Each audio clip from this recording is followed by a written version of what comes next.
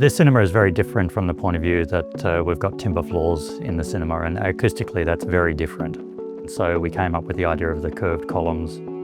These columns form two functions in the room. One is to diffuse sound in the horizontal plane, but the other is to also act as a bass trap. You can see we've got absorption panels which are nice and thick, 100 mil thick. And then in this case we've got acoustic panels that scatter the sound in all directions because that's what you need more towards the rear of the room. At the front of the cinema, we actually want to use completely different panels. These are panels that scatter in the horizontal plane. These are the Elementi Audio Sirocco speakers out of the air range. They're actually tilting the sound 10 degrees this way, even though they're sitting flat against the wall.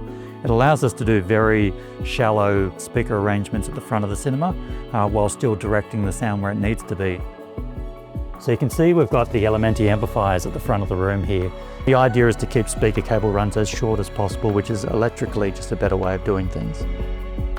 We always put our projectors into hush boxes because they're the noisiest thing in the room typically. Part of that is actually putting in optical coated glass, which doesn't reflect light back into the lens from the projector. If it gets hot, it actually increases the fan speed and introduces noise into the cinema that we don't want. So we've actually got intake and outtake fans on both sides of the box. A big part of the design of this room is actually the air conditioning system and then a pressure release to release pressure because this is a sound isolated room.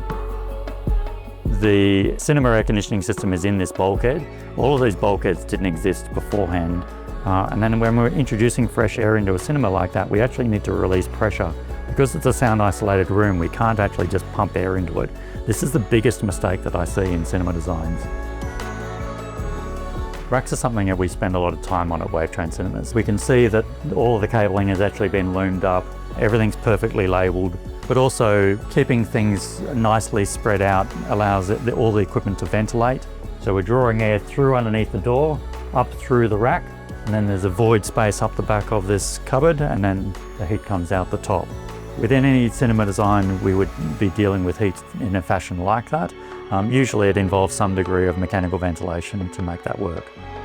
There aren't many companies around that will actually go to that level, but that's what's required to deliver this level of cinema.